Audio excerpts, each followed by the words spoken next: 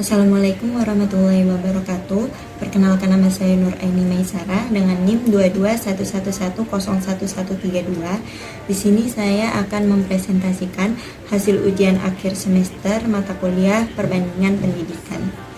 Oke, baik, langsung saja. Pertama saya akan menjelaskan sejarah, tokoh-tokoh, dan juga perkembangan ilmu perbandingan pendidikan. Dari sejarahnya, perbandingan pendidikan ini dapat dibagi menjadi 4 periode.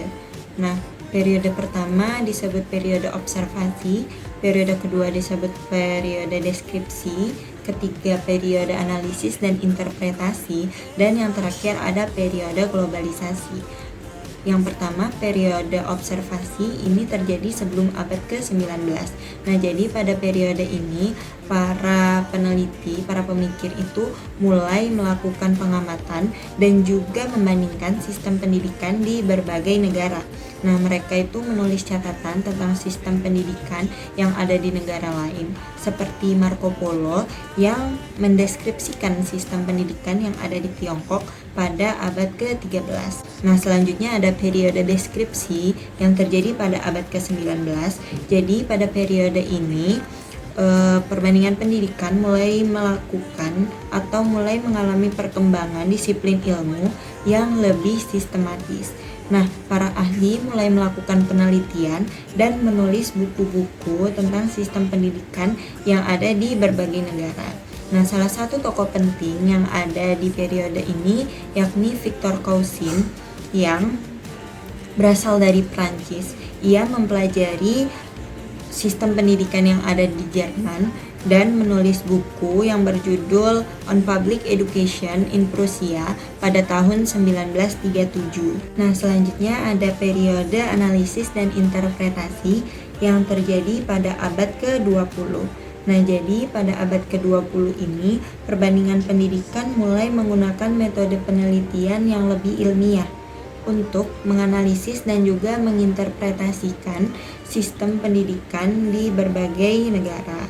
Nah, pada periode ini para ahli itu mulai fokus pada studi komparatif tentang berbagai aspek pendidikan seperti kurikulum, pedagogik, dan administrasi. Nah, adapun salah satu tokoh penting yang ada pada periode ini yakni Isaac Handel yang berasal dari Amerika Serikat. Ia menulis jurnal yang berjudul Comparative Education Review pada tahun 1951. Nah, selanjutnya ada periode globalisasi yang terjadi pada abad ke-21. Nah, jadi pada abad ke-21 ini para ahli mulai mempelajari sistem pendidikan di negara-negara berkembang dan juga negara-negara transisi. Nah, mereka juga mulai fokus pada studi tentang isu-isu global dalam pendidikan, seperti pendidikan untuk semua, kesetaraan pendidikan, dan juga kualitas pendidikan. Nah, tadi kan sudah dijelaskan tentang sejarah dan juga perkembangan dari ilmu perbandingan pendidikan. Nah, selanjutnya tokoh-tokoh ilmu perbandingan pendidikan yang berasal dari Indonesia. Yang pertama ada Imam Barnadib. Dia merupakan pakar ilmu perbandingan pendidikan yang menulis buku perbandingan pendidikan pada tahun 1988. Dan yang kedua ada Zuhdi. Ia menulis buku perbandingan sistem pendidikan di berbagai negara pada tahun 2005. Baik, selanjutnya saya akan menjelaskan perbandingan pendidikan di berbagai negara berdasarkan sistem, baru problematika, dan juga kebijakan pendidikannya. Adapun sistem pendidikan yang ada di Mesir, Jepang, dan juga Korea itu pendidikan dasarnya ditempuh selama 6 tahun, pendidikan menengah ditempuh selama 3 tahun, dan pendidikan tinggi ditempuh selama 4 tahun. Nah, adapun di Amerika, Australia, Malaysia, dan Indonesia, pendidikan dasar itu ditempuh selama 6 tahun, pendidikan menengah ditempuh selama 6 tahun, dan pendidikan tinggi ditempuh selama 4 tahun. Nah, adapun di Belanda, pendidikan dasar itu ditempuh selama 8 tahun, pendidikan menengah ditempuh selama 4-6 tahun, dan pendidikan tinggi ditempuh selama 4 tahun. Nah, adapun di Finlandia, pendidikan dasar itu ditempuh selama 9 tahun, pendidikan menengah atas ditempuh selama 3 tahun, dan pendidikan tinggi ditempuh selama 3 sampai 5 tahun. Nah, adapun sistem desentralisasi yang ada di Mesir itu dikontrol dari Kementerian Pendidikan. Nah, adapun di Amerika dan di Australia, sistem desentralisasinya dikontrol dari negara bagian dan lokal. Kalau di Belanda dan Finlandia, sistem desentralisasinya itu dikontrol dari lokal. Kalau di Jepang dan Indonesia, sistem desentralisasinya itu dikontrol dari nasional dan lokal.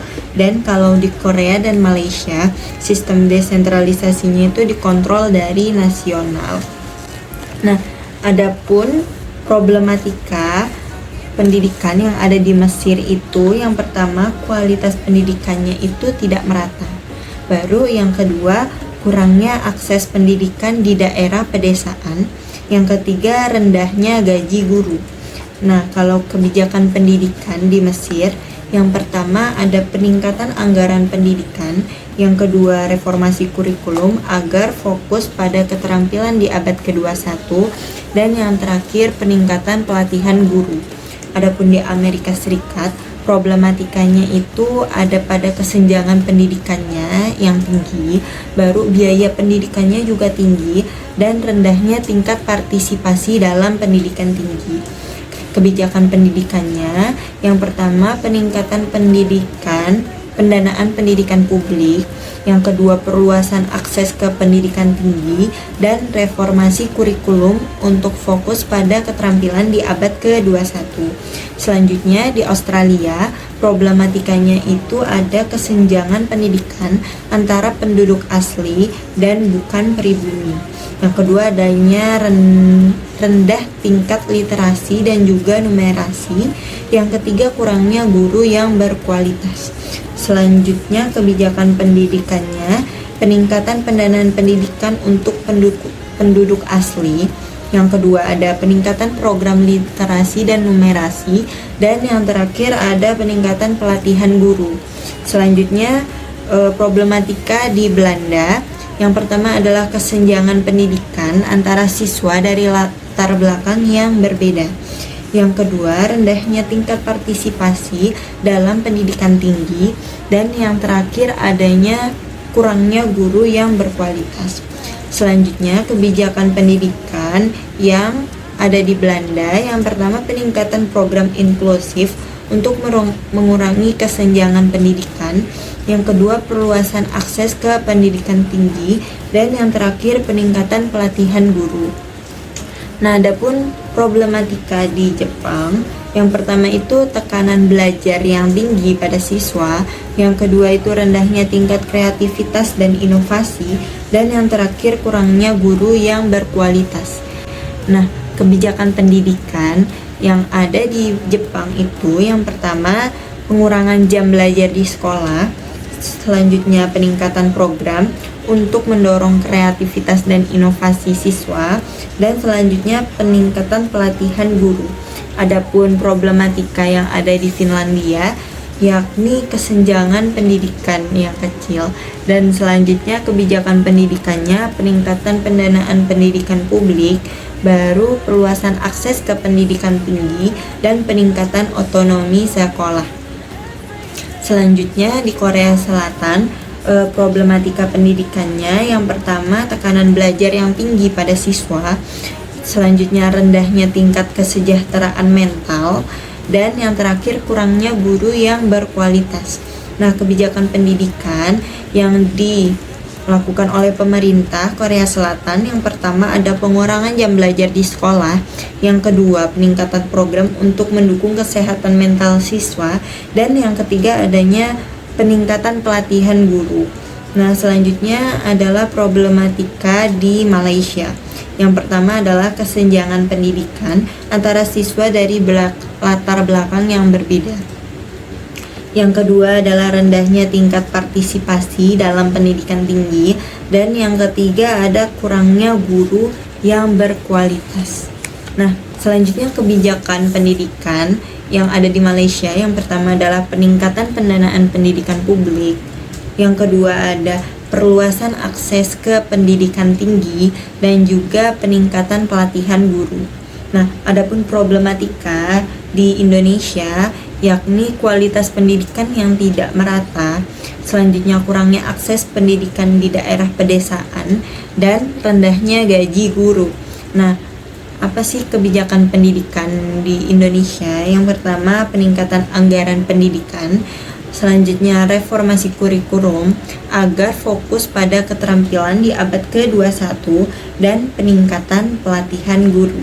Nah, baik, selanjutnya saya akan menjelaskan tentang era 5.0. Nah, jadi Society 5.0 itu merupakan gambaran masa depan di mana teknologi digunakan untuk memberikan solusi bagi sebuah masalah dan juga meningkatkan kualitas hidup kita dan membawa dampak positif bagi masyarakat secara keseluruhan. Nah, adapun dampak positif bagi pendidikan di era 5.0 itu, yang pertama adalah yang sebelumnya fokus pendidikan itu lebih kepada hafalan, sekarang beralih menjadi pengembangan keterampilan seperti berpikir kritis, kreativitas, komunikasi, dan lain-lain. Nah, selanjutnya teknologi seperti platform pembelajaran online dan kelas virtual itu memungkinkan akses pendidikan yang lebih luas dan merata. Nah, selanjutnya AI itu dapat digunakan untuk menganalisis pola belajar siswa sehingga kita dapat mengetahui pola belajar siswa yang lebih efektif dan juga efisien. Nah, dampak negatif dari pendidikan di era 5.0 itu, yang pertama adalah terlalu bergantung pada teknologi itu dapat melemahkan kemampuan berpikir kritis siswa, pemecahan masalahnya, dan juga interaksi sosial siswa menjadi lebih mengecil.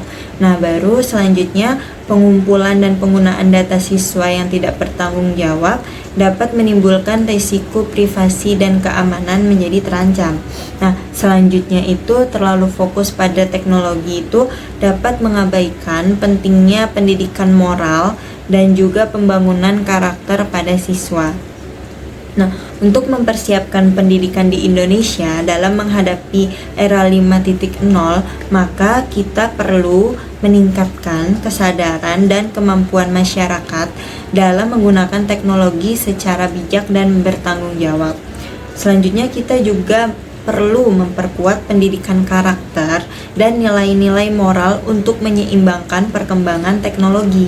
Selanjutnya, kita juga perlu memberikan pelatihan dan pengembangan profesional bagi guru untuk beradaptasi dengan teknologi baru. Nah, yang terakhir, kita mengembangkan kurikulum yang mengintegrasikan antara teknologi dan juga mengajarkan siswa dengan keterampilan di abad ke-21.